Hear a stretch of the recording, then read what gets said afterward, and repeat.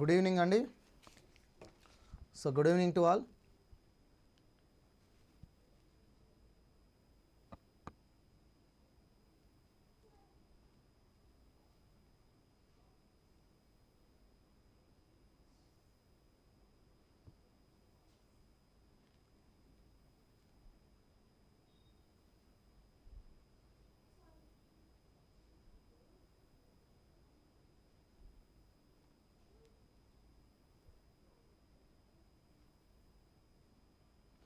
Audio video క్లియర్గా ఉందండి? Good evening అండి ప్రదీప్ గారు. సో వాయిస్ క్లియర్గా ఉందండి? వీడియో క్లియర్గా ఉందండి? ఒకసారి చెక్ చేయండి. ఎస్. సో ఇక ఏపీ తెలంగాణ రాష్ట్రంలో మళ్ళీ జాబ్ నోటిఫికేషన్ పరంపర ప్రారంభమవుతుంది అని చెప్పేసి అనుకోవచ్చు. ఎందుకంటే ఆంధ్రప్రదేశ్లో మార్చి 19 ఉగాది రోజున జాబ్ క్యాలెండర్ రిలీజ్ చేయడం జరుగుతుంది. అందులో దాదాపుగా 15 నుంచి 20 నోటిఫికేషన్లకు సంబంధించిన అనౌన్స్మెంట్ అనేటువంటిది చేయడం జరుగుతుంది. సో గ్రూప్ 1 గ్రూప్ 2 లాంటి ఎగ్జామ్స్ ఆంధ్రప్రదేశ్ రాష్ట్రంలో ఉగాది తర్వాత అంటే ఒక 6 నెలల తర్వాత మనకు గ్రూప్ 1 గ్రూప్ 2 లాంటి నోటిఫికేషన్ ఉండడానికి అవకాశం ఉంది. ముందుగా డిఎస్సి నోటిఫికేషన్ అనేటువంటిది వస్తుంది. ఇక తెలంగాణ రాష్ట్రంలో రానున్న 6 నెలల్లో ఒక 40,000 ఉద్యోగాల పైచీలకు వాటిని కూడా ప్రక్రియ ప్రారంభించడానికి సిద్ధంగా ఉంది. సో ఏదేమైనా గ్రూప్ 1 గ్రూప్ 2 లాంటి ఎగ్జామ్స్కి ప్రిపేర్ అయ్యేటువంటి అభ్యర్థులు ఎవరైనా కూడా లాంగ్ టర్మ్ ప్రిపరేషన్ అనేటువంటిది ఇందులో సరి అయినటువంటిది అనేది మీ అందరికీ తెలిసిందే. అందులో మనం ఈ సబ్జెక్టులను చాలా రోజుల నుంచి చదువుతూ ఉంటాం. మనం పాలిటీ కానీ, ఎకానమీ కానీ, హిస్టరీ కానీ ఈ సబ్జెక్టులను చదువుతూ ఉంటాం. కానీ ఎగ్జామ్స్కి వెళ్ళేసరికి మాత్రము అక్కడ క్వశ్చన్స్కి ఆన్సర్ చేసేటప్పుడు మాత్రం కొంత ఇబ్బంది పడుతూ ఉంటాం. చాలా అద్భుతంగా చదువుతారు. ఎలా చదువుతారంటే ఏదైనా ఒక బుక్ కానీ ఏదైనా ఒక క్లాస్ కానీ తీసుకుంటే కంప్లీట్గా దాని మీద ఫోకస్ చేసి లైన్ టు లైన్ చదవడానికి ప్రయత్నం చేస్తారు. కానీ ఎగ్జామ్లో మాత్రం మనకు ఇచ్చినటువంటి అన్ని క్వశ్చన్లలో మనం ఒక 60% వరకు కరెక్ట్గా చేయగలుగుతాం. మిగతా 40% క్వశ్చన్లు ఆ సబ్జెక్ట్లో చేయడానికి ఇబ్బంది పడుతున్నారు. దీనికి కారణం ఏమిటి అంటే, ఒకటి టెస్ట్ సిరీస్ అనేటువంటిది మనం ప్రాక్టీస్ చేయాలి. అంటే మనం ఏం చదివాము అనే దానిపైన క్వశ్చన్స్ అనేటువంటివి ఎలా అడగబడతాయి అనేటువంటిది మనకు ముందే తెలిసినప్పుడు సో మనం చదివేటువంటి దాన్ని ఇంకొంచెం మార్చుకోవడానికి అవకాశం ఉంటుంది. సో కాబట్టి ఆంధ్రప్రదేశ్ తెలంగాణ రాష్ట్రంలో గ్రూప్స్ ప్రిపరేషన్లో సీరియస్గా ఉన్నటువంటి అభ్యర్థులకి మన యొక్క టెస్ట్ సిరీస్ ద్వారా సో మనకు సంబంధించినటువంటి యూట్యూబ్ ఛానల్ ద్వారా మళ్ళీ ఒకసారి పీవైక్యూస్ అనాలిసిస్తో పాటు కొన్ని కరెంట్ అంశాలు ఎప్పటికప్పుడు మీకు అందించడం కోసం, దాంతోపాటు కొన్ని టాపిక్ల మీద సో ఓన్గా మనం క్వశ్చన్స్ అనేటువంటి కూడా ఛానల్ ద్వారా మనం ఎప్పటికప్పుడు దానికి సంబంధించినటువంటి సెషన్స్ను చూద్దాం. ఓకేనా? సో ఇక మనం ఈరోజు టెస్ట్ సిరీస్లోకి ఈ పీవైక్యూస్లోకి వెళ్ళే ముందు ఒకసారి చూడండి. ఆంధ్రప్రదేశ్ తెలంగాణ రాష్ట్రంలో గ్రూప్స్ ప్రిపేర్ అవుతున్నటువంటి సీనియర్ అభ్యర్థులందరికీ కూడా చెప్తున్నాను, మీరు ఆల్రెడీ టెస్ట్ సిరీస్ అనేటువంటిది రాసి ఉండాలి. రాయకపోతే మాత్రం ఇప్పుడు జాయిన్ అవ్వండి. అయితే టెస్ట్ సిరీస్ అంటే సో ఏవో మనకు బిట్స్ను ఆన్లైన్లో చేయడం అనేది కాదండి. సో అలా అయితే మనకు వేలకు బిట్స్ అనేటువంటి లభ్యం అవుతూ ఉంటాయి. సో దానివల్ల యూజ్ ఉండదు. సో మీరు ఏదైతే టెస్ట్ అటెంప్ట్ చేస్తారో దానికి సంబంధించినటువంటి ఎక్స్ప్లెనేషన్ అనేటువంటిది మీకు ఉపయోగపడుతుంది. ఆ ఎక్స్ప్లెనేషన్ అనేటువంటిది సబ్జెక్టు ఆ టాపిక్ మీద మిమ్మల్ని స్ట్రెంథెన్ చేస్తూ ఉంటుంది. సో క్వశ్చన్ ఏ రకంగా అడుగుతారు అనేటువంటి అవగాహన వస్తుంది. తర్వాత ఆ క్వశ్చన్కి సంబంధించినటువంటి ఏరియా పైన ఒక కమాండింగ్ అనేటువంటిది వస్తుంది. సో అందుకనే టెస్ట్ సిరీస్ అనేటువంటిది మనకు ఆన్లైన్ టెస్ట్లతో పాటు టెస్ట్ ఎక్స్ప్లెనేషన్కి సంబంధించింది కూడా ఉండాలి. సో మన దగ్గర బైలింగ్వల్లో టెస్టులు ఉన్నాయి. ప్రతి టెస్టు లైవ్ ఎక్స్ప్లెనేషన్ ఉంటుంది. ప్రతి టెస్టు టాపిక్ వైజ్గా ఉంటుంది. మరియు ప్రతి టెస్టుకు సంబంధించినటువంటి పీడిఎఫ్స్ అనేటువంటిది విత్ కీతో పాటు మన యాప్లో లభ్యమవుతూ ఉంటుంది. సో ఇది కేవలం 499 రూపీస్కు 1 year వ్యాలిడిటీ తోటి మనము తీసుకురావడం జరిగింది. ఏపీ తెలంగాణకు సంబంధించినటువంటి టెస్ట్ సిరీస్ అనేది ఇక చాలా రోజుల నుంచి నేను చెప్తున్నటువంటిది, ఈసారి మీ ప్రిపరేషన్లో కాన్సెప్ట్ ఓరియంటెడ్ మీద ఎక్కువగా ఫోకస్ చేయండి అని చెప్పాను. ఎందుకంటే ట్రెండ్ చేంజ్ అయింది. యూపీఎస్సీ ప్యాటర్ను ఫాలో అవుతున్నారు. సో ఆ రకంగా తీసుకుంటే మనం ఎన్సీఆర్టీ 6th నుంచి 12th వరకు ఉన్నటువంటి పాలిటీ, హిస్టరీ, ఎకానమీ, జాగ్రఫీ కంటెంట్కి సంబంధించిన కోర్స్ అనేది ఒకటి రన్ చేస్తున్నాం. సో ఇందులో మీకు మంచి కమాండింగ్ వస్తే ఖచ్చితంగా ఎకానమీ కానీ పాలిటీ కానీ వాటి మీద అడగబడేటువంటి క్వశ్చన్కు మీరు ఆన్సరు అన్నిటికీ చేయడానికి అవకాశం ఉంటుంది. మ్యాక్సిమం 75కి మనం 73 వరకు చేయగలుగుతాం. ఒక 1-2 క్వశ్చన్స్ ఏదో పొరపాట్లో పోవాలి తప్ప ఆ రకంగా చేయడానికి అవకాశం ఉంటుంది. ఇండియన్ పాలిటీ అనేటువంటిది 75 మార్కులకు ఆల్రెడీ క్లాసెస్ అవుతున్నాయి. సో ఈ బ్యాచ్ 90 టాపిక్స్తో ఉంది. Okay, already polity old batch అనేటువంటిది రన్ అవుతుంది. సో దానిలో అయినా జాయిన్ అవ్వచ్చు. లేదంటే రీసెంట్గా 16వ తేదీ, ఈ నెల 16వ తేదీన చాలామంది అభ్యర్థుల కోరిక మేరకు న్యూ బ్యాచ్ స్టార్ట్ చేస్తాం. మొత్తం 90 టాపిక్స్. ఈచ్ వన్ టాపిక్ అనేటువంటిది చాలా ఇన్డెప్త్ కంటెంట్తో ఉంటుంది. ఒకసారి మీరు ఆ క్లాసెస్లో జాయిన్ అవుతే తెలుస్తూ ఉంటుంది. దానికి సంబంధించి దానిలోనే టెస్ట్ సిరీస్ ఉంటుంది, దానిలోనే కరెంట్ పాలిటీ అనేటువంటి టాపిక్ వైజ్గా ఉంటుంది. రైట్. సో ఇక మళ్ళీ మన క్వశ్చన్స్లోకి వెళ్దాం. సో పీవైక్యూ క్వశ్చన్స్ చూడండి కొన్ని.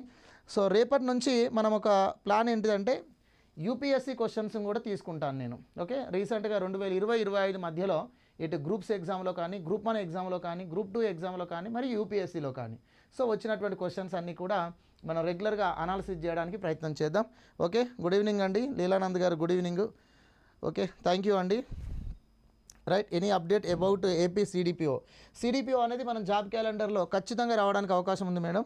ఓకే, సో బీ ప్లానెడ్ చదవండి, బీ ప్రిపేర్డ్ అయి ఉండండి. సో పేపర్ 2కి సంబంధించిన కంటెంట్ మన దగ్గర కూడా సిడిపిఓ క్లాసెస్ రన్ అవుతున్నాయి. రైట్. ఇప్పుడు క్వశ్చన్ చూడండి. సుప్రీంకోర్టు వివిధ తీర్పుల ద్వారా వెలువరించిన దాని ప్రకారం క్రింద పేర్కొన్న వాటిలో ఏవి భారత రాజ్యాంగ మౌలిక లక్షణాలు?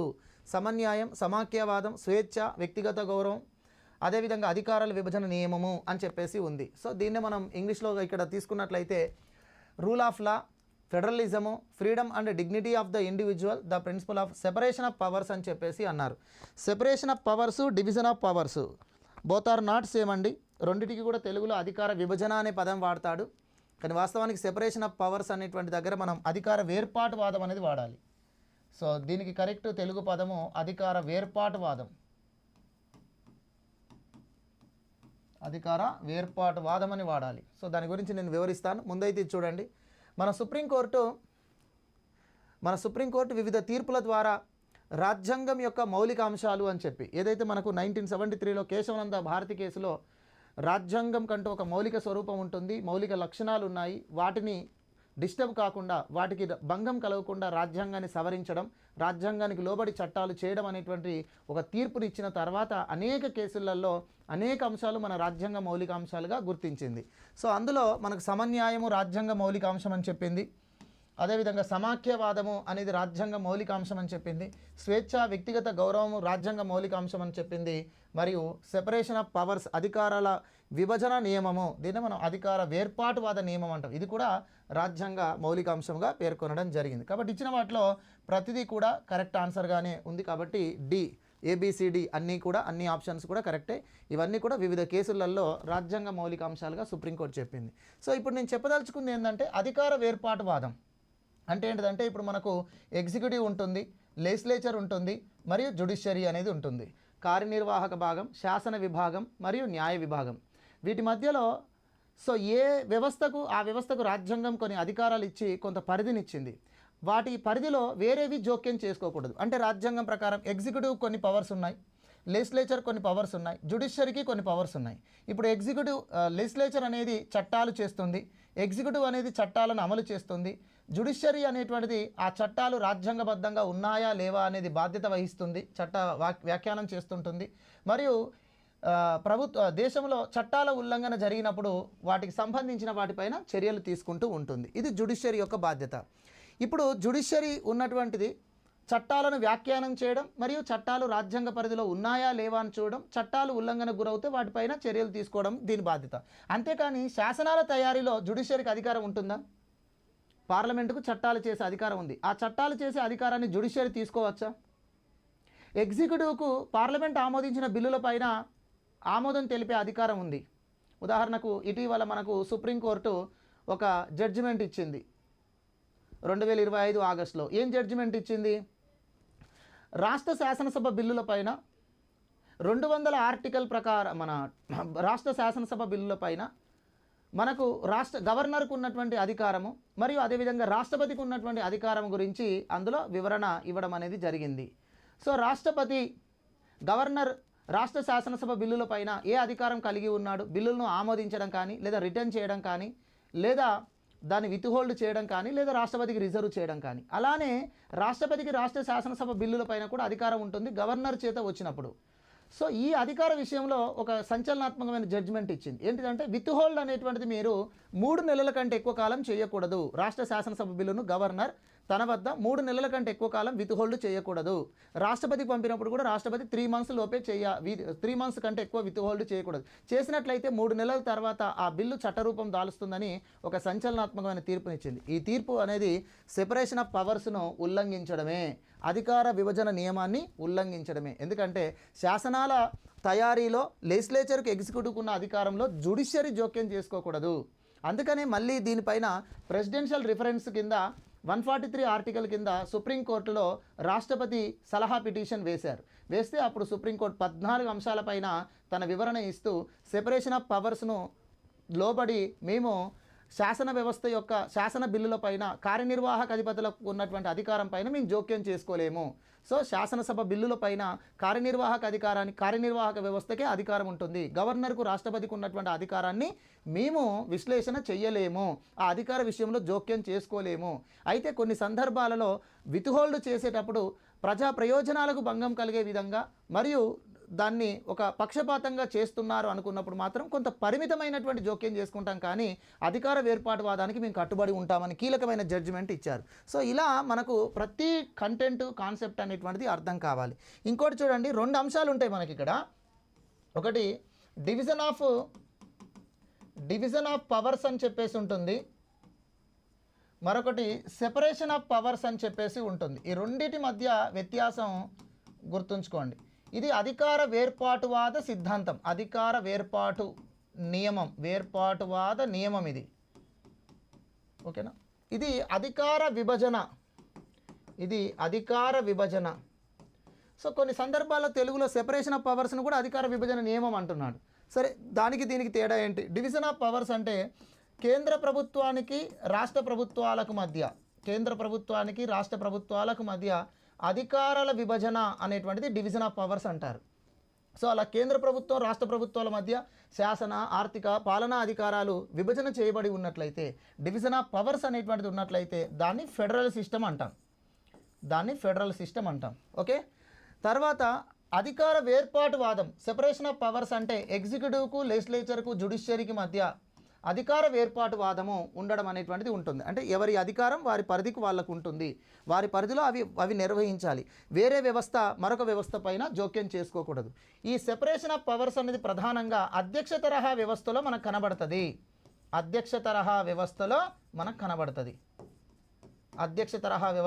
కనబడుతుంది. అయితే పార్లమెంట్ తరహా వ్యవస్థలో కూడా మనం అధికార వేర్పాటువాదానికి కొంత ప్రాధాన్యత ఇవ్వడం అనేటువంటి జరిగింది మన రాజ్యాంగం ప్రకారం. ఓకే, సో ఇలాంటి కాన్సెప్ట్ బేస్డ్గా మనకు అంశాలు తెలియాలి అంటే ఖచ్చితంగా ఎన్సీఆర్టీ కంటెంట్ తోటే మనం ప్రిపరేషన్ స్టార్ట్ చేయాలి. అయితే అభ్యర్థులకు ఇప్పుడు ఆ ఇబ్బంది అవసరం లేదు. మీరు పాలిటీ క్లాసులు వినేటప్పుడు పాలిటీలో ప్రతి కంటెంట్ను మీకు అర్థమయ్యేటట్టు చెప్తాం. ఓకేనా? ప్రతి కంటెంట్, జ్యుడిషియరీ గురించి కానీ, లెజిస్లేచర్ గురించి కానీ, పార్లమెంట్ గురించి కానీ ఏది వచ్చినా కూడా సో దానికి సంబంధించిన కాన్సెప్ట్తో పాటు ఇన్డెప్త్ కంటెంట్ను తెలియజేయడం జరుగుతుంది. అప్పుడే మనకు ఎగ్జామ్లో 75కు 73, 74 వచ్చేటట్టుగా మనం ప్రిపరేషన్ అనేటువంటిది ఉంటుంది. అలా ఉంటేనే మనకు సర్వీస్ అనేటువంటిది వస్తుంది. రెండో క్వశ్చన్ చూడండి, భారత రాజ్యాంగ సభ సమావేశాల నిర్వహణ మొత్తం కార్యాచరణలో అనుసరించిన పద్ధతులు క్రింది వాటిలో ఏవి? సో రాజ్యాంగ సభ అనేది కాన్స్టిట్యూయెంట్ అసెంబ్లీ అనేటువంటిది మనకు ఏదైతే మన రాజ్యాంగాన్ని రూపొందించేటువంటి క్రమంలో, ఓకేనా, so making of the constitution అనేటువంటి దానిలో కొన్ని మెథడ్స్ను ఉపయోగించింది. కొన్ని మెథడ్స్ ద్వారా రాజ్యాంగాన్ని పూర్తి చేసింది మన రాజ్యాంగ సభ లేదా రాజ్యాంగ అసెంబ్లీ. అందులో ఉన్నటువంటి వాటిలో సరి అయినవి ఏమిటి అని చెప్పేసి అడుగుతున్నాడు. ఒకటి అభ్యంతరాలు ఏర్పడ్డప్పుడు రహస్య ఓటింగ్ ద్వారా జరిగిందని, కొన్ని సర్దుబాటు నియమం, కొన్ని సర్వసమ్మతి నియమం, మరికొన్ని చాకచక్యమైన సెలక్షన్ అండ్ మాడిఫికేషన్ అని చెప్పేసి మనకు ఈ 4 అంశాలు ఇచ్చారు. ఈ 4గిట్లలో రాజ్యాంగ రచనలో రాజ్యాంగ సభ ఎంచుకున్నటువంటి పద్ధతి ఏంటి? ఎస్, ఆన్సర్ చేయండి. అందరూ డిన్నర్ చేశారండి? సో కొంచెం మనకు ఈ టైం అయితే 8:30 ఆ టైం అయితే జస్ట్ 8:30 నుంచి 9:15 వరకు రెగ్యులర్గా చెప్పుకుందాము కొన్ని క్వశ్చన్స్ కొంచెం స్పీడ్గా.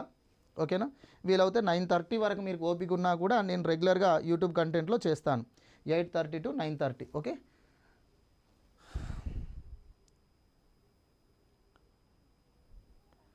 క్లాసెస్ అనేటువంటివి ఆల్రెడీ మనకు న్యూ బ్యాచ్ అనేది స్టార్ట్ అయిందండి. పాలిటీ క్లాసెస్ అనేటువంటివి స్టార్ట్ అయినాయి ఆల్రెడీ. మనకు 16th నుంచి స్టార్ట్ అయింది. మార్నింగ్ అవర్స్ క్లాసెస్ ఉంటున్నాయి. పాలిటీ క్లాసెస్ మార్నింగ్ అవర్స్ ఉన్నాయి, సొసైటీ వచ్చేసి ఈవినింగ్ అవర్స్లో ఉన్నాయి. ఓకే, ఎన్సీఆర్టీ అనేటువంటిది కూడా కంటెంట్ స్టార్ట్ అవుతుందండి. ఎన్సీఆర్టీ కంటెంట్ అనేది స్టార్ట్ అవుతుంది, మార్చ్ 1 నుంచి స్టార్ట్ అవుతుంది. ఎన్సీఆర్టీలో ఎవరైనా జాయిన్ అవ్వాలనుకుంటే జాయిన్ అవ్వచ్చు. ఎస్, డిన్నర్ అయిందండి, థ్యాంక్ యూ అండి. ఓకే, ఇక్కడ చూడండి, సర్దుబాటు పద్ధతి మరియు సర్వసమ్మతి పద్ధతి, ఎంపిక దిద్దుబాటు పద్ధతి అనేటువంటి ఈ 3 పద్ధతులలో మన రాజ్యాంగం రచన అనేటువంటిది జరిగింది.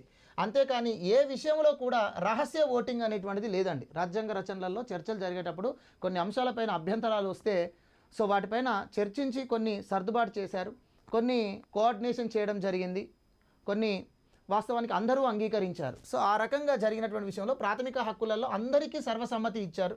కొన్ని విషయాలలో మాత్రం, కొన్ని అంశాలలో, కొన్ని అధికారాల విషయంలో మాత్రం సర్దుబాటు పద్ధతి జరిగింది. కాబట్టి 3 పద్ధతులలో మన రాజ్యాంగ సభ రాజ్యాంగాన్ని పూర్తి చేసింది. ఓకేనా. సర్వసమ్మతి పద్ధతిలో రాజ్యాంగం ఎక్కువగా జరిగింది అన్నది ఎంవి పైలి. ఎంవి పైలి అనే వ్యక్తి భారత రాజ్యాంగం రూపకల్పనలో రాజ్యాంగ సభ ఎక్కువ సర్వసమ్మతి పద్ధతికి ప్రాధాన్యత ఇచ్చింది అన్నారు. లేదు సర్దుబాటు పద్ధతికి ఎక్కువ ప్రాధాన్యత ఇచ్చింది అన్నది ఓపి గోయల్. సమన్వయ పద్ధతికి ఎక్కువ ప్రాధాన్యత ఇచ్చింది అన్నది మనకు గ్రాన్విలే ఆస్టిన్. ఓకే, సో ఇవన్నీ కూడా మీకు సబ్జెక్ట్లో వస్తుంది. ఇది జస్ట్ కంటెంట్ ఓరియంటెడ్గా ఉంది.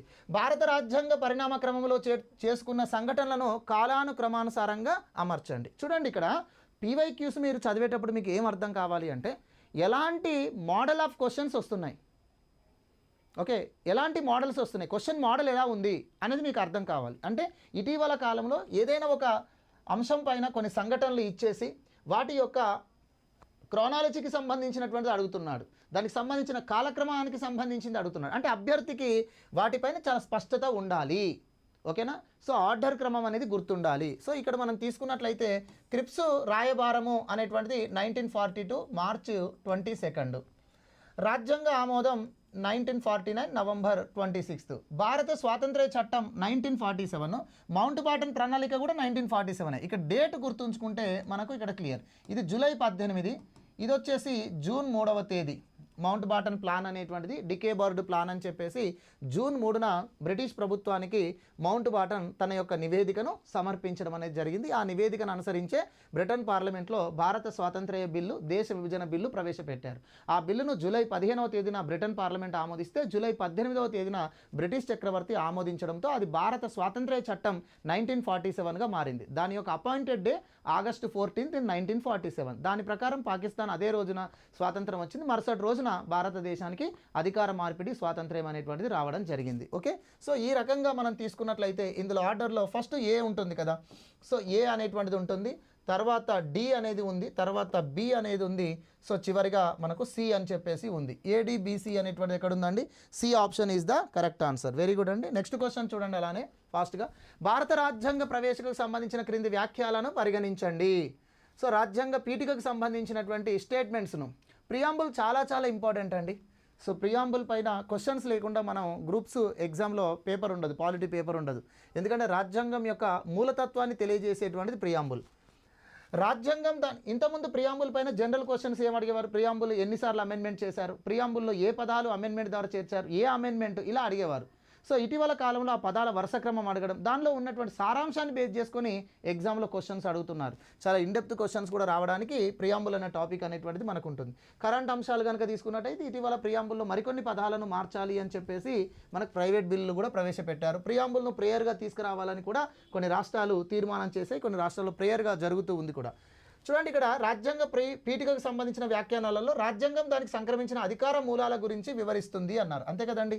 రాజ్యాంగం యొక్క అధికార మూలము ప్రజలు అనేటువంటిది మనకు తెలుసు. రాజ్యాంగ అధికారానికి మూలం ఎవరండి? ప్రజలు. దేశ అధికారానికి మూలం ఏదండి? రాజ్యాంగం. దేశ అధికారానికి మూలం, దేశ వ్యవస్థ అధికారానికి మూలం రాజ్యాంగం. రాజ్యాంగ అధికారానికి మూలం ప్రజలు. మరి రాజ్యాంగ అధికారానికి మూలం ప్రజలు అని మన పీఠికలో ఉందా లేదా? కదా, భారత ప్రజలమైన మేము భారతదేశాన్ని సర్వసత్తాక అని చెప్పి మాకు మేము సమర్పించుకుంటున్నాం అని ఉంది. అంటే భారత రాజ్యాంగ అధికారానికి మూలం ప్రజలు అని చెప్పేసి ఇది వివరిస్తుంది. రాజ్యాంగం సాధించిన లక్ష్యాల గురించి కూడా పీఠికలో ఉంది అన్నారు. ఉందా లేదా?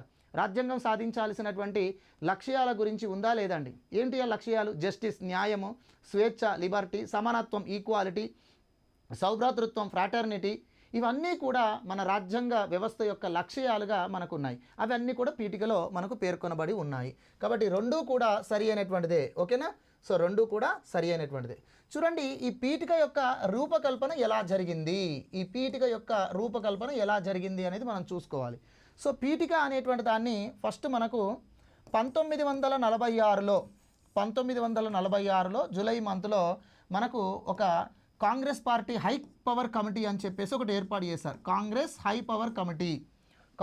పవర్ కమిటీ లేదా కాంగ్రెస్ ఎక్స్పర్ట్స్ కమిటీ అని చెప్పేసి 1946 జూలైలో మనకు కాంగ్రెస్ పార్టీ ఒక కమిటీని ఏర్పాటు చేసింది. రాజ్యాంగ సభ ఏర్పడి రాజ్యాంగ సభకు అవసరమైన సహాయాన్ని చేయడం కోసం జాతీయ కాంగ్రెస్ పార్టీ ఒక ఎక్స్పర్ట్స్ కమిటీని వేసింది. జవహర్లాల్ నెహ్రూ నేతృత్వంలో మొత్తం 8 మంది సభ్యులు ఉన్నారు. ఓకేనా?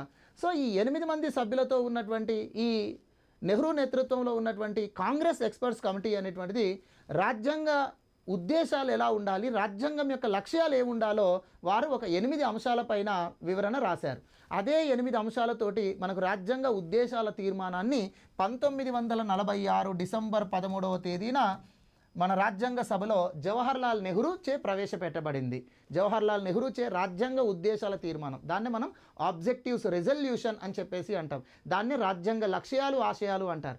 ఆ తీర్మానాన్ని ప్రవేశపెట్టింది నెహ్రూ. ఆ తీర్మానాన్ని రూపొందించినటువంటిది, ఆ తీర్మాన రూపకల్పనలో భాగస్వామ్యం అయింది ఏది అంటే సో నెహ్రూ నేతృత్వంలో ఏర్పడిన కాంగ్రెస్ ఎక్స్పర్ట్స్ కమిటీ. సో ఈ తీర్మానం మరి ఏ రోజు ఆమోదించబడింది? మొత్తం 8 అంశాలు ఉన్నాయి అందులో. ప్రధానంగా తీర్మానంలో 1947 జనవరి 22న ఈ రాజ్యాంగ ఉద్దేశాల తీర్మానం రాజ్యాంగ సభచే ఆమోదించబడింది. సో ఆ రాజ్యాంగ ఉద్దేశాలను బేస్ చేసుకుని రాజ్యాంగం రూపొందించబడింది. ఫైనల్గా 1949 నవంబర్ 26వ తేదీన భారత రాజ్యాంగాన్ని ఆమోదించేటువంటి క్రమంలో ఈ రాజ్యాంగ ఉద్దేశాల తీర్మానంలో ఉన్న మౌలిక అంశాలను మరియు రాజ్యాంగ మౌలికమైనటువంటి మరికొన్ని అంశాలను బేస్ చేసుకొని మనకు పీఠిక అనేది కూడా రూపొందించారు. అంటే పీఠికకు ఆధారం ఏది అంటే మనకు రాజ్యాంగ ఉద్దేశాల తీర్మానమే. సో రాజ్యాంగ పీఠికలో ఉన్న అటువంటి అంశాలు ఎక్కడి నుంచి గ్రహించారంటే డిసెంబర్ 13, 1946లో ప్రవేశపెట్టిన రాజ్యాంగ ఉద్దేశాల తీర్మానం నుంచే తీసుకున్నారు. అలా తీసుకొని ఆ పీఠికను నవంబర్ 26వ తేదీ 1949న రాజ్యాంగం ఆమోదించే రోజున పీఠిక పైన కూడా ఓటింగ్ పెట్టి ఆమోదించుకోవడం అనేటువంటి జరిగింది.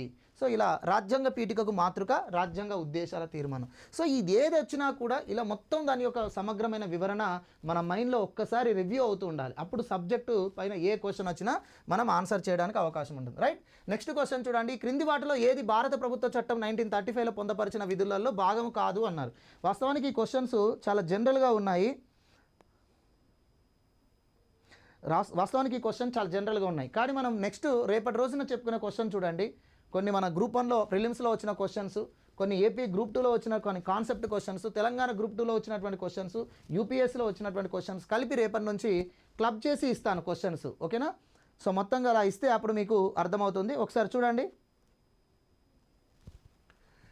సో ఈ క్రింది వాటిలో 1935 చట్టం. సో 1935 చట్టం ప్రకారం పొందపరిచిన విధులలో భాగం కాదు అని చెప్పేసి ఇచ్చారు. ఓకేనా? సో ఏది భాగం కాదు అంటున్నారు. సో 1935 చట్టంలో మనకు 3 జాబితాలు ఉన్నాయి. 1935 చట్టము 3 జాబితాలను ఇచ్చింది. ఒకటి ఫెడరల్ లిస్ట్, రెండవది ప్రొవిన్షియల్ లిస్ట్, మూడవది కాంకరెంట్ లిస్ట్, ఉమ్మడి జాబితా. ఓకేనా? ఫెడరల్ లిస్టు మరియు ప్రొవిన్షియల్ జాబితా, ఫెడరల్ జాబితా, కాంకరెంట్ లిస్ట్ అని చెప్పేసి ఇచ్చింది. ఇందులో 1935 చట్టంలో పొందపరిచిన విధులలో భాగం కాదు ఏది అంటే యూనియన్ జాబితా అనేది కాదు. యూనియన్ జాబితా అనేటువంటిది కాదు. అంటే 1935 చట్టంలో జాతీయ అంశాలను ఫెడరల్ లిస్టుగా పేర్కొన్నారు, అంతేకాని యూనియన్ లిస్టుగా పేర్కొనలేదు. ఇప్పుడు మన భారత రాజ్యాంగం మనం తీసుకున్నట్లయితే, మన భారత రాజ్యాంగం ఇండియన్ కాన్స్టిట్యూషన్లో మనం తీసుకున్నట్లయితే ఈ అధికారాల విభజన అనేటువంటిది 3 జాబితాలుగా ఉంది. కేంద్రానికి, రాష్ట్రానికి. కేంద్ర జాబితా, ఇప్పుడు దీన్ని ఏమంటున్నాం? యూనియన్ లిస్ట్ అంటున్నాం. చూడండి, మన రాజ్యాంగంలో జాతీయ అంశాలను ఏ జాబితాగా పేర్కొన్నారు? యూనియన్ లిస్ట్గా పేర్కొన్నారు, అంతేకాని సెంట్రల్ లిస్ట్గా పేర్కొనలేదు. తెలుగులో మీరు చదివితే కేంద్ర జాబితా అని ఉంటుంది. సో కేంద్ర జాబితా అని ఉంటుంది, కానీ దాన్ని సెంట్రల్ లిస్ట్ అని రాయలేదు రాజ్యాంగంలో, యూనియన్ లిస్ట్ అన్నారు. యూనియన్ అనే పదము ఫెడరలిజంకి సంబంధించిన కాన్సెప్ట్ కాబట్టి. ఓకేనా? తర్వాత ఇక్కడ ఫెడరల్ అనే పదాన్ని వాడారు. ఆడ ఫెడరల్ అనే పదం మన రాజ్యాంగంలో వాడొద్దు, ఎందుకంటే మనది పూర్తి సమాఖ్య కాదు. మరి ఫెడరల్ అనే పదం వాడకుండా ఫెడరల్ అర్థం వచ్చే విధంగా యూనియన్ అనే పదం వాడారు. అది తర్వాత బ్రిటిష్ వారి కాలంలో రాష్ట్రాలను ప్రావిన్స్ అనేవాళ్ళు, అప్పుడు ఆ రాష్ట్రాల అసెంబ్లీలను ప్రొవిన్షియల్ అసెంబ్లీ అనేవాళ్ళు, ప్రొవిన్షియల్ లిస్ట్ అనేవాళ్ళు. సో ఇక్కడ మనకు స్టేట్ లిస్ట్ అన్నారు, రాష్ట్ర జాబితాను స్టేట్ లిస్ట్ అన్నారు. ఎందుకంటే మన రాజ్యాంగంలో ప్రావిన్స్లను రాష్ట్రాలుగా పేర్కొన్నాం. ఓకేనా, కాబట్టి స్టేట్ లిస్ట్. ఇక యథావిధిగా కాంకరెంట్ లిస్ట్ అనేటువంటిది మనకు ఉంది. మరి ఈరోజు యూనియన్ లిస్టులో ఎన్ని ఉన్నాయి? 98 అంశాలు. స్టేట్ లిస్టులో ఎన్ని ఉన్నాయి? 59 ఎంట్రీలు. కాంకరెంట్ లిస్టులో ఎన్ని ఉన్నాయి? 52 అంశాలు ఉన్నాయి. యాజ్ అనగా ఇది ఉంది. సో ఇలా గుర్తుంచుకోండి. ఓకేనా, రైట్. ఎందుకంటే కొన్ని వర్డ్స్ మనం తెలుగులో మన తెలుగు బుక్స్ చదువుతూ ఉంటాం, కానీ అందులో ఉన్నదానికి ఇంగ్లీష్లో ఉన్నదానికి చాలా తేడా ఉంటుంది. ఇంతకుముందు చెప్పాను కదా, అధికార విభజన, డివిజన్ ఆఫ్ పవర్స్ అంటే అధికార విభజన అనే రాశాడు తెలుగులో. సెపరేషన్ ఆఫ్ పవర్స్ అన్నా కూడా అధికార విభజన అన్నాడు. దానికి దీనికి మరి తేడా ఏమిటి? చాలా వ్యత్యాసం ఉంది. సెపరేషన్ ఆఫ్ పవర్స్ అంటే ఎగ్జిక్యూటివ్ లెజిస్లేచర్కి మధ్య ప్రత్యేకీకరణ, విభేదీకరణ. అధికార విభజన అంటే సెంట్రల్కు స్టేట్ గవర్నమెంట్ మధ్య పవర్స్ డివిజన్ అని చెప్పేసి.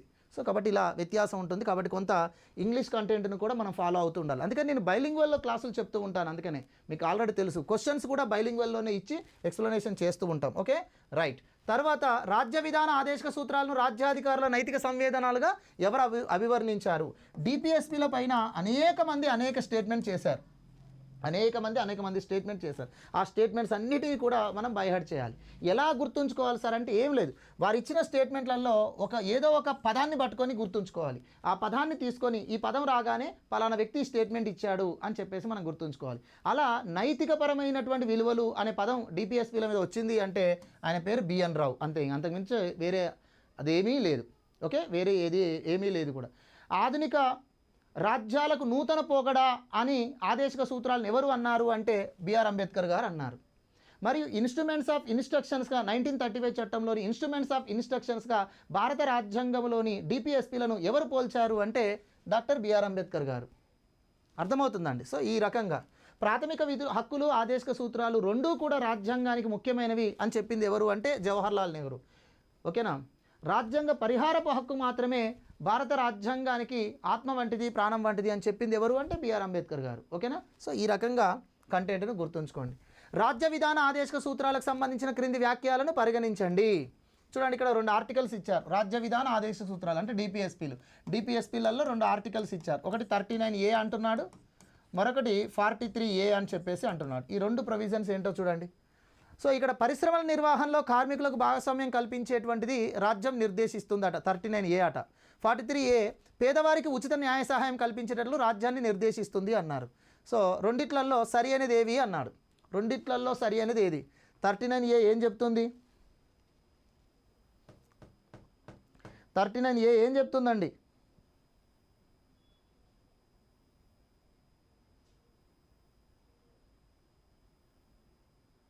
ఓకే, 39A ఏం చెప్తుందండి? 39A అనేది ఇది కదా.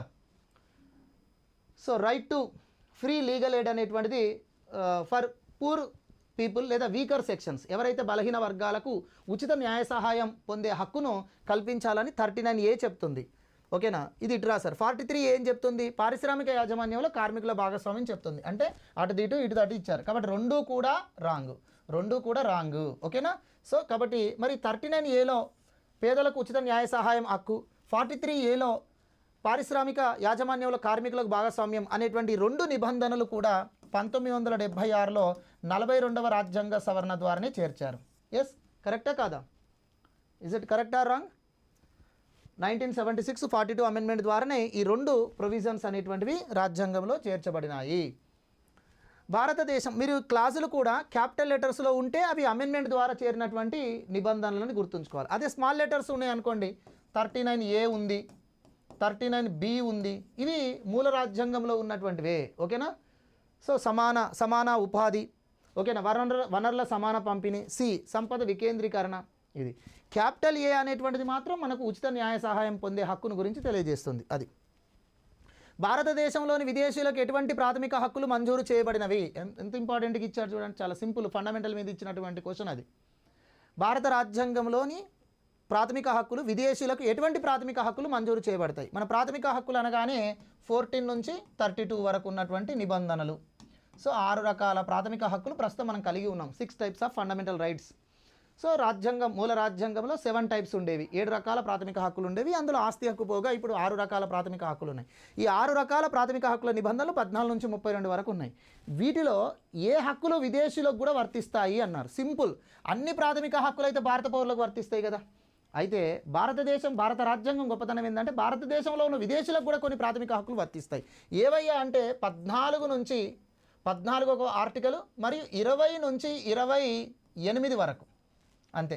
14వ ఆర్టికల్ విదేశీయులకు కూడా వర్తిస్తుంది, అంటే చట్ట సమానత్వం విదేశీయులకు కూడా వర్తిస్తుంది. తర్వాత 20 నుంచి 28 వరకు ఉన్నటువంటి హక్కులు, 28 వరకు ఉన్న ఆర్టికల్స్లో పేర్కొన్న హక్కులు భారత రాజ్యాంగంలోని ప్రాథమిక హక్కులు వీళ్ళకు కూడా వర్తిస్తాయి. ఓకే, 14వ ఆర్టికల్ 20 నుంచి 28 వరకు ఉన్నటువంటి నిబంధనలలో పేర్కొన్న ప్రాథమిక హక్కులు విదేశీయులకు కూడా వర్తిస్తాయి. మరి ఇక్కడ తీసుకుంటే సాంస్కృతిక విద్యా హక్కు అన్నాడు. ఏంటిది ఇది? 29వ ఆర్టికల్. సో వర్తించదు. చట్ట సమానత్వము 14వ ఆర్టికల్ వర్తిస్తుంది. జీవితం మరియు వ్యక్తిగత స్వేచ్ఛ హక్కు 21వ ఆర్టికల్ వర్తిస్తుంది. మత, జాతి, కుల, లింగ లేదా జన్మస్థలపరమైన వివక్ష నుండి రక్షణ 15వ ఆర్టికల్ ఇది. ఓకేనా. పబ్లిక్ ప్రదేశాలలో మతము, జాతి, కుల, లింగ, జన్మస్థలం ఆధారంగా వివక్షతల నుంచి రక్షణ అనేది 15వ ఆర్టికల్. 15వ ఆర్టికల్ విదేశీయులకు వర్తిస్తుందా? వర్తించదు. ఎందుకంటే 14వ ఆర్టికల్ తర్వాత 20వ ఆర్టికల్ నుంచి 28 వరకు వర్తిస్తున్నాయి కాబట్టి ఇది వర్తించదు. సో ఈ రెండు వర్తిస్తున్నాయి, బి మరియు సి. ఓకేనా, బి మరియు సి. రైట్. అవును, 15, 16, 19, 29, 30 అనే ఆర్టికల్స్ ఓన్లీ భారత పౌరులకే అవి పరిమితమైనాయి. భారత రాజ్యాంగంలోని ప్రాథమిక హక్కులకు సంబంధించిన క్రింది వ్యాఖ్యలలో ఏవి సరి అయినవి? ఓకేనా, ప్రాథమిక హక్కులకు సంబంధించినటువంటి వాటిలో ఏవి సరి అయినవి? ప్రాథమిక హక్కులు ఇంపార్టెంటు, పార్లమెంట్ వ్యవస్థ ఇంపార్టెంటు, ఓకేనా, central state relations important. Highest score areas కొన్ని ఉంటాయి, నేను నెక్స్ట్ వీడియోలో చెప్తాను మీకు. హయ్యెస్ట్ స్కోర్ అంటే 75 క్వశ్చన్లు వస్తే అందులో ఏ ఏరియా నుంచి ఎక్కువ క్వశ్చన్లు వస్తాయి అనేటువంటిది నేను నెక్స్ట్ వీడియోలో చెప్తాను.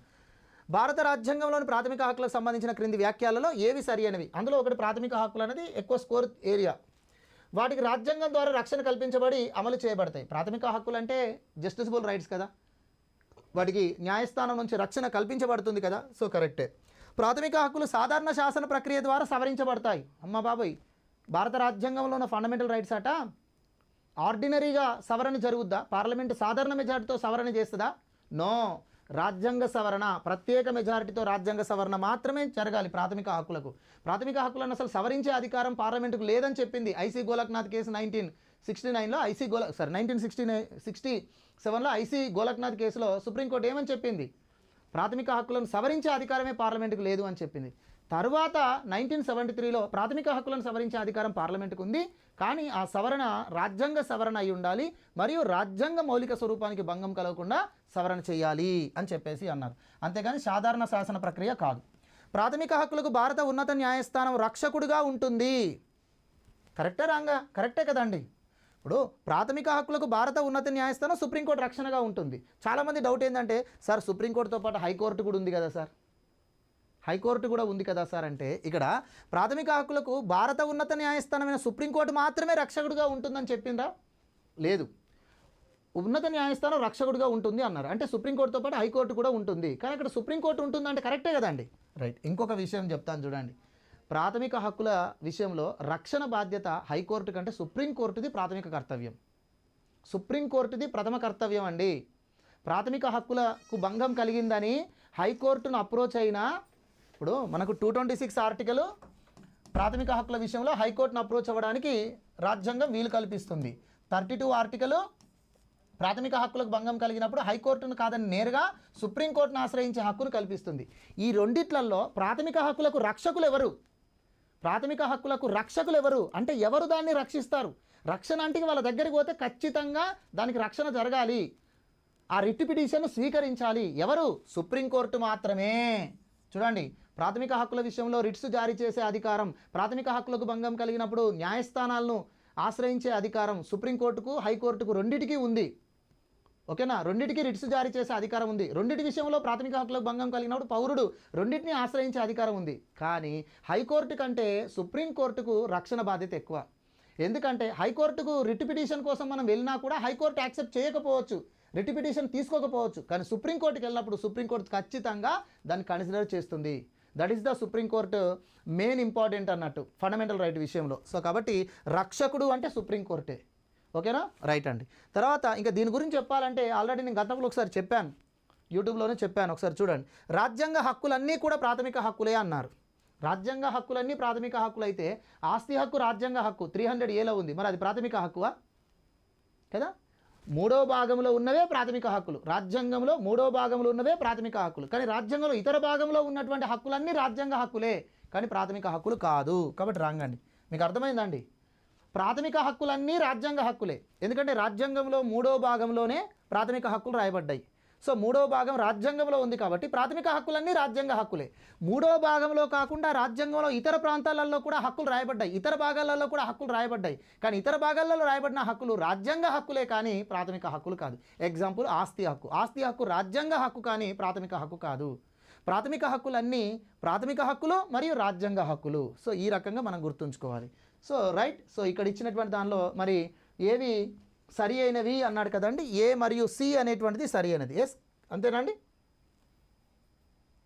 ఏ మరియు సి అనేటువంటిది సరి అయినది. Yes,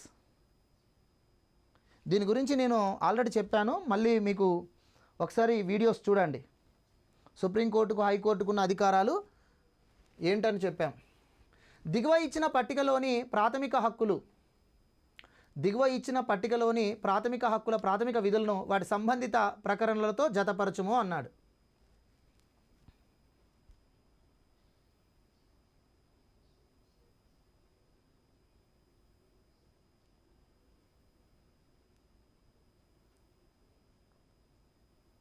yes, very good. All money bills are financial bill, all financial bills are not money bills. Very good, very good.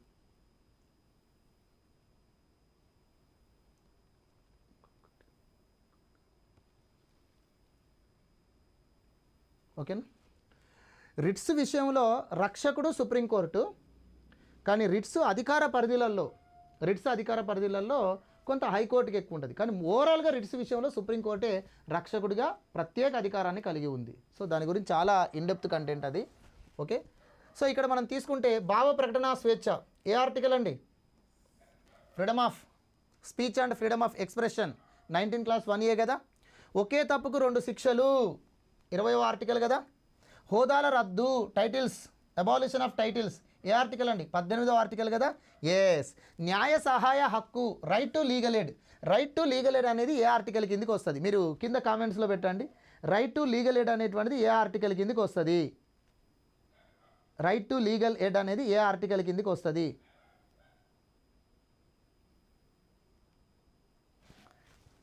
ఒకే తప్పుకు 2 శిక్షల నుండి రక్షణ 20వ ఆర్టికల్ అండి. 22వ ఆర్టికల్ వేరే. కారణం లేకుండా అరెస్టు చేయరాదు, అరెస్టు చేసే వ్యక్తికి బెయిల్ పొందే హక్కు ఇవ్వాలి, 24 గంటల్లోపు కోర్టులో ప్రొడ్యూస్ చేయాలి, ప్రత్యేక చట్టాల కింద అయితే 3 నెలల్లోపు ప్రొడ్యూస్ చేయాలి కోర్టులో, ఇవి ఉన్నాయి. ఓకేనా, వెరీ గుడ్. 20వ ఆర్టికల్ 2వ క్లాసు ఒకే తప్పుకు 2 శిక్షలు అనేటువంటిది. Right. Right to legal aid అనేది ఏ ఆర్టికల్ కిందకి వస్తుంది?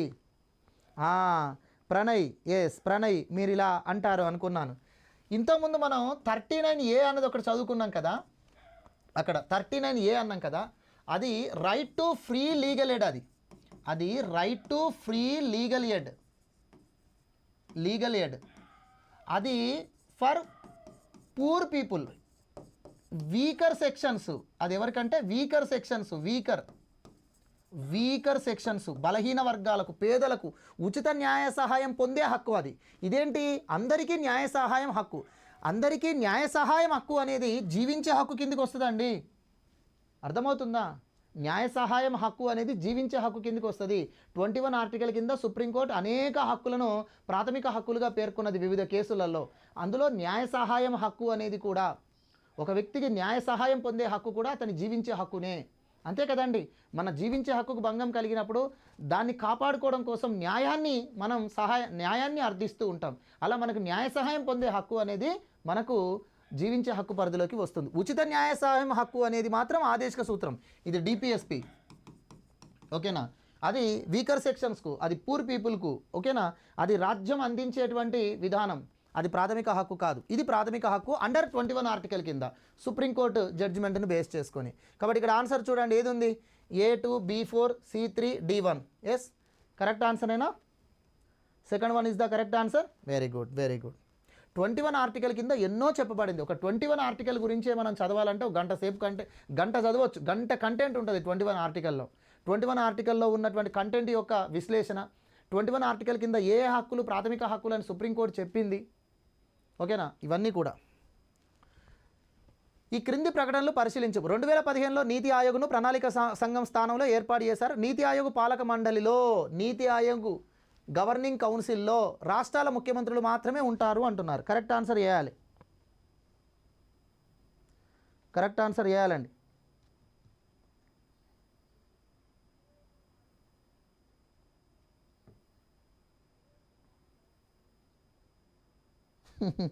Okay okay. ప్రభుత్వాలు కూడా కొంచెం నోటిఫికేషన్లు ఇవ్వడంలో మరీ ఇంత జాప్యం చేయొద్దు. నిరుద్యోగులు అల్లాడిపోతూ ఉంటే అంతా కూడా వ్యవస్థ పట్టనట్టుగా ఉండడం కూడా మంచిది కాదు. ఓకే, మన channel Naresh sir online classes YouTube channel అండి. ఎవరైతే కొత్తగా ఫాలో అవుతున్నారో సబ్స్క్రైబ్ చేసుకోండి. ఓకే, మనం కూడా ప్రతి సందర్భంలో నోటిఫికేషన్ల గురించి మాట్లాడాల్సిన టైంలో మాట్లాడుతూనే ఉన్నాం. వస్తుందండి, 6 months లోపు అంటున్నారు. రావాలి, ఇవ్వాలి, ఇచ్చేటట్టుగా కూడా పని చేసుకోవాలి. ఓకే, రైట్ అండి. సో ఇక్కడ నీతి ఆయోగ్ ప్రణాళిక సంఘం స్థానంలో ఏర్పడింది, కరెక్టే. నీతి ఆయోగ్ పాలక మండలిలో రాష్ట్రాల ముఖ్యమంత్రులు రాంగండి. రాష్ట్రాల ముఖ్యమంత్రులతో పాటు కేంద్ర మంత్రులు మరియు కేంద్రపాలిత ప్రాంతాల ప్రతినిధులు వీళ్ళందరూ కూడా నీతి ఆయోగ్ పాలక మండలిలో సభ్యులుగా ఉంటారు. కాబట్టి A is the correct answer, only A option, అంటే first one is the correct answer. క్రింది వాటిలో ఏది భారత రాజ్యాంగంలోని ప్రకరణ 3కు సంబంధించినది కాదు? రైట్, కరెక్ట్ టైంకి వచ్చింది. 3వ ఆర్టికల్కి సంబంధించినటువంటి క్వశ్చన్ వచ్చింది. ఎందుకంటే రీసెంట్గా మనకు 3వ ఆర్టికల్కి బేస్ చేసుకొని రాష్ట్రాల యొక్క పేర్లు మారుతూ ఉన్నాయి కదండి. సో 3rd ఆర్టికల్ని మనం స్టేట్ రీఆర్గనైజేషన్ ప్రాసెస్ అంటాం. రాష్ట్ర పునర్వ్యవస్థీకరణ ప్రక్రియ. రాష్ట్ర పునర్వ్యవస్థీకరణ ప్రక్రియకు సంబంధించిన వాదమే క్వశ్చన్ వచ్చింది. ఏ రాష్ట్ర ప్రాంతాన్నైనా తగ్గించడం, ఏ రాష్ట్ర ప్రాంతాన్నైనా పెంచడం, ఏ రాష్ట్ర పేరునైనా మార్చడం, ఏ రాష్ట్రమునైనా తనంతకు తానే రద్దుపరుచుకోవడం 3వ ఆర్టికల్ పరిధిలోకి రానిది ఏంటి? ఇందులో భారత రాజ్యాంగంలోని 3rd ఆర్టికల్కి సంబంధించినది కాదు. ఈ 4గిట్లలో కానిది ఏమిటో చెప్పి ఇక్కడ ఆప్షన్స్ చూసుకోండి. ఏది కాదండి? ఏది కాదండి? వెరీ గుడ్, డి ఆప్షన్ కాదు కదా. ఏ రాష్ట్రమైనా తనకు తానే రద్దు చేసుకునే అధికారం లేదు. ఏ రాష్ట్రానికైనా 3వ ఆర్టికల్ కింద ఏ రాష్ట్రానికైనా తనకు తానే తన రాష్ట్రం పేరు తానే మార్చుకునే అధికారం లేదు. తన రాష్ట్రాన్ని రద్దు చేసుకుని తనకు తానే కేంద్రపాలిత ప్రాంతంగా మార్చుకునే అధికారం లేదు. రాష్ట్ర పునర్వ్యవస్థీకరణ అంశము యూనియన్ లిస్టులో ఉంది, కేంద్ర జాబితా పరిధిలో ఉంది. కాబట్టి రాష్ట్ర పునర్వ్యవస్థీకరణ పార్లమెంటు ప్రక్రియ, అది కేంద్ర మంత్రిమండలి నిర్ణయం తీసుకోవాలి. రాష్ట్ర పునర్వ్యవస్థీకరణ అంటే with in the country states reorganisation అవుతాయి. అంటే రాష్ట్రాల సరిహద్దులు మార్చడం, ఓకేనా, రాష్ట్రాల సరిహద్దు తగ్గించడం, రాష్ట్రాల సరిహద్దులను పెంచడం, రాష్ట్రాల విలీనం, ఒక రాష్ట్రాన్ని మరొక రాష్ట్రంలో విలీనం చేయడం, ఒకే రాష్ట్రంగా చేయడం, 2 కేంద్రపాలిత ప్రాంతాలను ఒకే కేంద్రపాలిత ప్రాంతం చేయడం, రాష్ట్రాన్ని కేంద్రపాలిత ప్రాంతంగా మార్చడం, కేంద్రపాలిత ప్రాంతాన్ని రాష్ట్రంగా పునర్వ్యవస్థీకరించడం, ఒక రాష్ట్రంలోని కొంత భూభాగాన్ని వేరే రాష్ట్రంలో కలపడం, ఇలా చేయడం, రాష్ట్రాల పేర్లు మార్చడం, ఇవన్నీ కూడా 3rd ఆర్టికల్ కిందకే వస్తుంది. కరెంటు పాలిటీ అంటే ఇదండి. మనకి ఏదైనా వార్తల్లో ఉన్న అంశాన్ని డైరెక్ట్ అడగడు. ఇటీవల ఏ రాష్ట్రం పేరు మారింది అని చెప్పేసి ఇలా అడగడు. సో అలాంటి వార్తల్లో ఉంది అంటే ఇలాంటి క్వశ్చన్ నీకు ఎగ్జామ్లో కనబడుతుంది. అంటే అది కరెంట్ ఇష్యూ ఉంటే కరెంటు పాలిటీ అంటే కరెంటు పాలిటీ ఏమంటాం? కరెంట్ ఇష్యూను పాలిటీకి రిలేటెడ్గా సమగ్రంగా తెలుసుకోవడం. ఇప్పుడు కొత్తగా రాష్ట్రాల పేర్లు కేరళము అని చెప్పేసి జరుగుతుంది కదా. సో దానికి సంబంధించింది 3వ ఆర్టికల్ కిందకి వస్తుంది. మరి 3వ ఆర్టికల్ ఏం చెప్తుంది అనేటువంటిది నీకు తెలిసి ఉండాలి. రాష్ట్రాల పేర్లు మార్చడం కూడా 3వ ఆర్టికల్ కిందకే వస్తుంది. రాష్ట్రాల సరిహద్దులను పెంచడము, తగ్గించడము, రాష్ట్రాల విలీనము మరియు రాష్ట్రాల కొత్త రాష్ట్రాల ఏర్పాటు, కొత్త కేంద్రపాలిత ప్రాంతాల ఏర్పాటు, ఇవన్నీ కూడా వస్తాయి. కాబట్టి 3 కరెక్టే, ఇది ఒకటి రాంగ్. సో కాబట్టి ఇచ్చినటువంటి దానిలో సరికానిది ఏమిటండి? డి. సరి అయినది అడిగాడా? సరి కానిది అన్నాడు. 3వ ఆర్టికల్కు సంబంధించినది కానిది, ఇది ఒకటి చూసుకోవాలి. కాదు అంటున్నాడా, సరి అయినది అంటున్నాడా చూసుకోవాలి. మళ్ళీ తొందరపాటులో మనం ఆన్సర్ పోతుంది. సో డి అండి. Okay, second one is the correct answer. Yes, West Bengal Bangla అని చేయమని చెప్తుంది. కేరళం బఫరింగ్ అవుతుందా? ఓకే ఓకే, అయిపోతుందిలేండి. Right, clear now. క్రింది ప్రకటనలు పరిగణించండి. భారత రాజ్యాంగం కేంద్ర జాబితా, రాష్ట్ర జాబితా, ఉమ్మడి జాబితా అనే 3 జాబితాలను కలిగి ఉంది. కేంద్ర రాష్ట్రాల మధ్య శాసన, ఆర్థిక, పాలనా అధికారాల పంపిణీ గురించి భారత రాజ్యాంగంలో పేర్కొనబడింది. So which of the above statement is are correct అని చెప్పేసి అంటున్నాడు. చూడండి, భారత రాజ్యాంగం కేంద్ర జాబితా, రాష్ట్ర జాబితా, ఉమ్మడి జాబితా అనే 3 అంశాలుగా ఇచ్చింది అన్నాడు. కేంద్ర జాబితా అన్నాడు, చూడండి యూనియన్ లిస్ట్ కరెక్టే కదండి. యూనియన్ లిస్ట్ అన్నాడు, కరెక్టే. రాష్ట్ర జాబితా స్టేట్ లిస్ట్ కరెక్టే. ఉమ్మడి జాబితా కాంకరెంట్ లిస్ట్ కరెక్టే. కాబట్టి సో 3 జాబితాల కింద మనకు అంశాలు కలిగి ఉంది భారత రాజ్యాంగం. కేంద్ర రాష్ట్రాల మధ్య శాసన ఆర్థిక పాలనా అధికారాల పంపిణీ గురించి భారత రాజ్యాంగంలో పేర్కొనబడింది. అంతే కదండి. శాసన అధికారాలు, ఆర్థిక అధికారాలు, పాలనా అధికారాల పంపిణీ గురించి ఉంది, కానీ న్యాయపరమైన అధికారాల గురించి లేదు. వాస్తవానికి సమాఖ్యలో కేంద్రానికి రాష్ట్రాలకు మధ్య శాసనాధికారాలు, పాలనాధికారాలు, ఆర్థిక అధికారాలతో పాటు న్యాయపరమైన అధికారాలు కూడా పంపిణీ జరగాలి. న్యాయపరమైన అధికారాలు కూడా పంపిణీ జరగాలి. కానీ మన భారత రాజ్యాంగ సమాఖ్య వ్యవస్థలో న్యాయపరమైన అధికారాలు పంపిణీ జరగలేదు. కేవలం శాసన, పరిపాలన, ఆర్థిక అధికారాలు మాత్రమే కేంద్రానికి, రాష్ట్రానికి 3 జాబితాలుగా ఇచ్చారు. 3 జాబితాలుగా పంపిణీ చేశారు. అందుకని మొత్తం మనకు సుప్రీంకోర్టు, హైకోర్టు అనేది న్యాయ వ్యవస్థ. ఇవన్నీ కూడా కేంద్ర పరిధిలోనే ఉంటాయి. ఓకేనా, రైట్. కాబట్టి ఇచ్చినటువంటి దానిలో 2 కూడా సరి అయినదే. Okay, clear.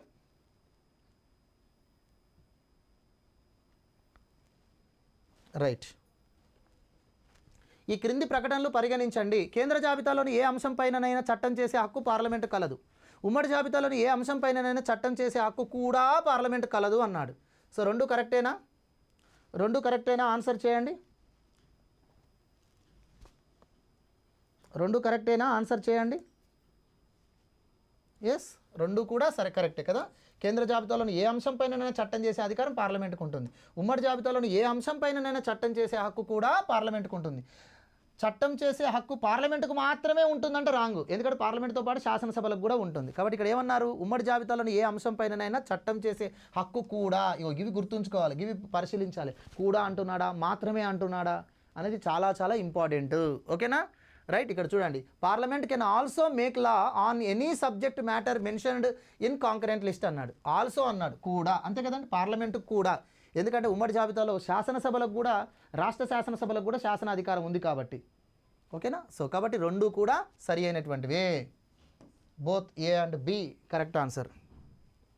ఈ క్రింది వాటిలో రాజ్యాంగబద్ధ హోదా కలిగిన ఏ సంస్థ కేంద్ర రాష్ట్రాల మధ్య ఆర్థిక వనరుల పంపిణీకి సిఫార్సు చేస్తుంది? Which among the following is a constitutionally mandated body with the responsibility of recommending distribution of financial resources between the union and state government అన్నారు. ఏంటిదండి? ఆర్థిక సంఘం. దానిలో డౌట్ ఏమన్నా ఉందా? ఇంకా 280 ఆర్టికల్. గవర్నర్ ఆర్డినెన్స్లను జారీ చేసే అధికారానికి సంబంధించిన క్రింది వ్యాఖ్యలను పరిగణించండి. సో గవర్నర్ ఆర్డినెన్స్లకు సంబంధించినటువంటిది. సో ఇక్కడ 2 సుప్రీంకోర్టు జడ్జిమెంట్లు, చాలా కీలకమైనవి జడ్జిమెంట్లు ఉన్నాయి. అవేంటో కామెంట్స్ చేయండి. ఆర్డినెన్స్ల పైన సుప్రీంకోర్టు 2 కీలకమైన జడ్జిమెంట్లు ఇచ్చింది. గవర్నర్ ఆర్డినెన్స్ 213 ఆర్టికల్, రాష్ట్రపతి ఆర్డినెన్స్ 123 ఆర్టికల్. ఇది ప్రెసిడెంట్ ఆఫ్ ఇండియా, ఇది గవర్నర్ యొక్క ఆర్డినెన్స్ అధికారం గురించి చెప్తుంది.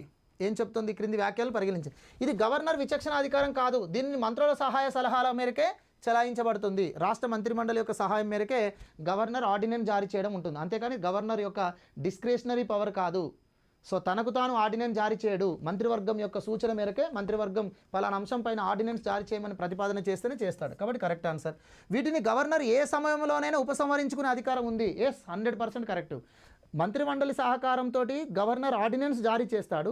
జారీ చేసిన ఆర్డినెన్స్ను తిరిగి శాసనసభ సమావేశమైన 6 వారాల్లోపు ఆమోదించాలి. ఎందుకంటే శాసనసభ సెషన్స్ లేనప్పుడే, శాసనసభ విరామ కాలంలోనే, అత్యవసర సమయంలోనే మంత్రివర్గం సలహా మేరకు గవర్నర్ ఆర్డినెన్స్ జారీ చేస్తాడు. జారీ చేయబడిన ఈ ఆర్డినెన్స్ తిరిగి శాసనసభ సమావేశమైన 6 వారాల్లోపు ఆమోదించబడాలి. అయితే ఆలోపే తిరిగి ఆర్డినెన్స్ను రద్దు చేసే అధికారం కూడా ఉంది. రద్దు చేస్తూ ఉపసంహరించుకునే అధికారం కూడా ఉంది. ఇక్కడ ఇది 2 పాయింట్లు కూడా కరెక్టే. 2 కూడా కరెక్టే. ఇక్కడ ఒక పాయింట్ చూడండి. మంత్రివర్గం సలహా మేరకు రాష్ట్ర మంత్రివర్గం సలహా మేరకు, ముఖ్యమంత్రి సలహా మేరకు గవర్నర్ ఆర్డినెన్స్ జారీ చేస్తాడు. జారీ చేసిన ఈ ఆర్డినెన్స్ను తిరిగి శాసనసభ సమావేశమైన 6 వారాల్లోపు ఆమోదించబడాలి. ఓకేనా. అయితే 6 వారాల్లోపు ఆమోదం పొందేలోపే, 6 వారాల్లోపే, శాసనసభ సమావేశమైన 6 వారాల్లోపే ఆ ఆర్డినెన్స్ని ఎప్పుడైనా రద్దు చేస్తూ ఉపసంహరించుకుంటూ తిరిగి మరీ ఉత్తర్వులు జారీ చేయొచ్చు. ఓకే, జారీ చేసిన ఆర్డినెన్స్ను ఉపసంహరిస్తూ రద్దు చేస్తూ మళ్ళీ ఉత్తర్వులు జారీ చేయొచ్చు. అలాంటి ఉత్తర్వుకు శాసనసభ ఆమోదం అవసరం లేదు. నేను చెప్పింది అర్థమవుతుందా? గవర్నర్ మంత్రివర్గ సలహా మేరకు ఆర్డినెన్స్ జారీ చేస్తే శాసనసభ సమావేశమైన 6 వారాల్లోపు ఆమోదం పొందితేనే ఆ ఆర్డినెన్స్ కొనసాగుతుంది.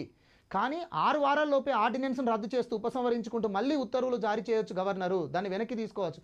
అప్పుడు శాసనసభ ఆమోదం అవసరం లేదు. రద్దుకి మళ్ళీ శాసనసభ ఆమోదం ఏంటి? కానీ ఎప్పటి వరకైతే ఆర్డినెన్స్గా కొనసాగిందో అప్పటి వరకు చెల్లుబాటుగానే ఉంటాయి. చూడండి, గమ్మత్తు ఏంటో తెలుసా? గవర్నర్ ఆర్డినెన్స్ జారీ చేశాడు. శాసనసభ 6 వారాల్లోపు పొందలేదు. 6 వారాలలోపు దాన్ని రిజెక్ట్ చేసింది. రిజెక్ట్ చేస్తే ఆర్డినెన్స్ అంతటితో రద్దు అవుతుంది.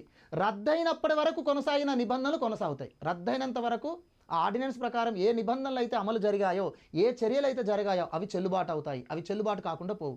అలానే గవర్నర్ ఆర్డినెన్స్ జారీ చేశాడు, శాసనసభ సమావేశంలోపే ఆర్డినెన్స్ను ఉపసంహరించుకుంటూ రద్దు చేశాడు. అప్పటి వరకు కూడా చెల్లుబాటు అయినవి చెల్లుబాటు అవుతాయి. సో కాబట్టి ఆర్డినెన్స్ అనేటువంటిది నిజంగా శాసన వ్యవస్థ యొక్క అధికారాన్ని కొంత నష్టం కలిగిస్తుంది. సో ఈ ఆర్డినెన్స్ల పైన ముఖ్యమైన 2 కేసులు ఉన్నాయి. ఓకే, ఒకటి ఆర్సీ కూపర్ కేసు, మరొకటి డీసీ వాధ్వా కేసు.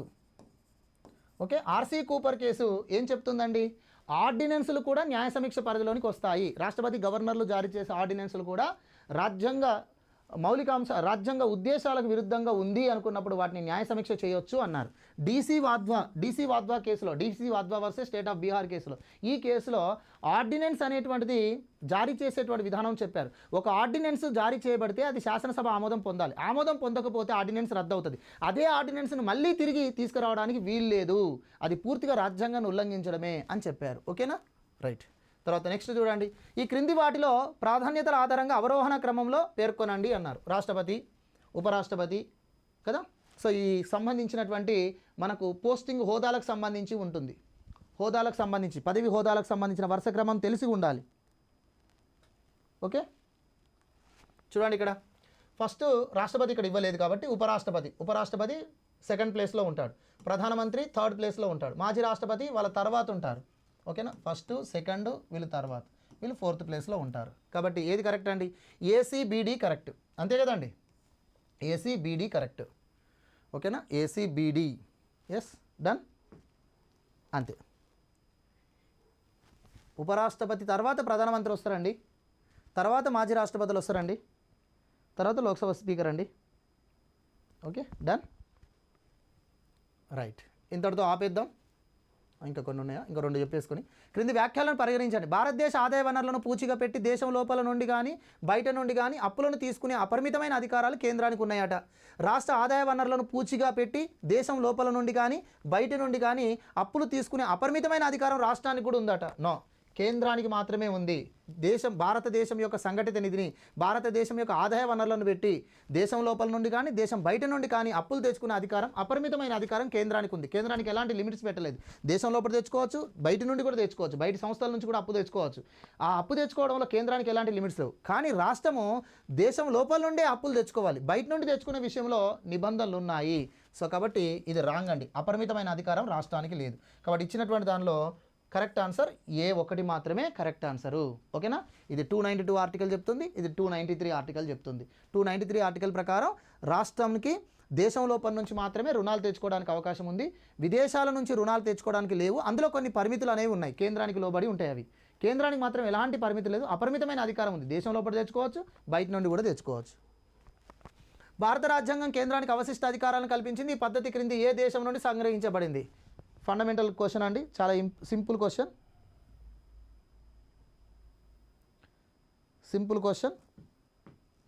రైట్. ఏదండి? కెనడా కదా.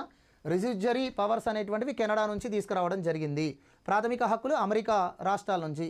ఉమ్మడి జాబితా కానీ, ఓకేనా, ఉమ్మడి జాబితా భాషకు సంబంధించినటువంటి అంశాలు ఆస్ట్రేలియా. ఓకేనా, రైట్. గణతంత్ర వ్యవస్థ మొదలైనటువంటివి ఫ్రాన్స్ నుంచి తీసుకురావడం జరిగింది. రైట్. 20వ క్వశ్చన్, దీంతో ఆపేద్దాం. ఈ క్రింది వాటిలో లోక్సభ